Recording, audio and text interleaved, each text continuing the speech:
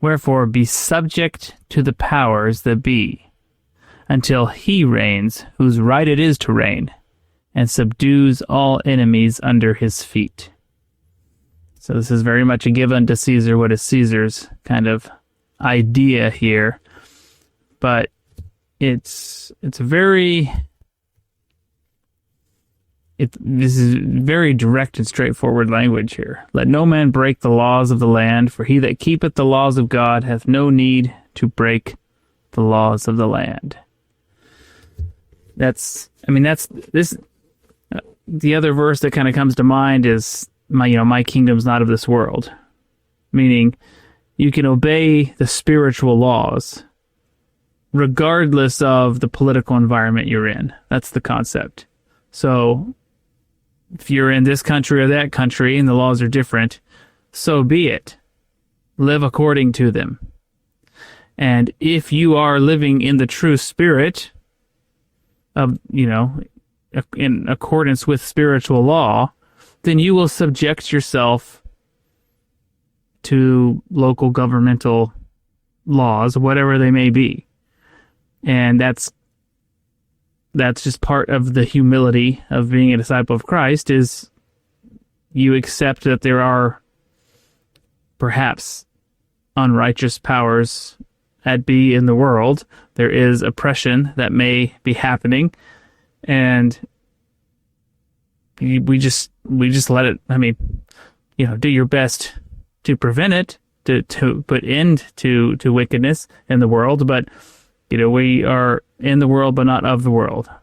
We let it happen, and we just passively subject ourselves to it and live by those laws and give most importance to the spiritual laws that have been revealed. This is actually a little hard for me because I tend to, my default position is to rebel a little bit against the laws of man and feeling like this is pointless, or this is dumb, or I don't like being told to do something or being required to do something that I can obviously see is there's no benefit to it. There's really no rationale for it. It's just, for whatever reason, something dumb that was put in place, and you just think to yourself, this is nonsensical. I don't need to do this. I don't want to do this.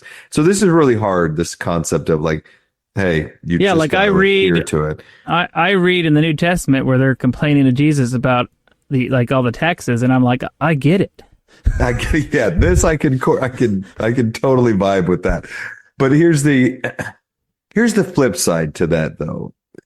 Two things. One, if you were to live in a place, in a jurisdiction or a country where you were required or forced to do something that is so against the teachings of the gospel, I think at that point you simply have to follow the Spirit. I know that's an easy kind of canned answer, but outside of the scripture here, that doesn't mean that, given the scenario, you just jump off the cliff with everyone else if you're being required to do something that's truly vile, or that's truly against the teachings of the gospel. At a certain point, you have to say, I have to adhere to where the Spirit is leading and guiding me to go, right? So that's first and foremost. The Spirit trumps everything, even the scriptures. The Spirit in the moment, in their moment of need, if it tells you to do something, that is of a higher authority at that moment than any scripture is, okay? Thank you for watching. If you found this content spiritually enlightening, please like, comment, and subscribe. Like the gospel, these little things make all the difference, and it helps the algorithm push out better content for everyone to enjoy on YouTube.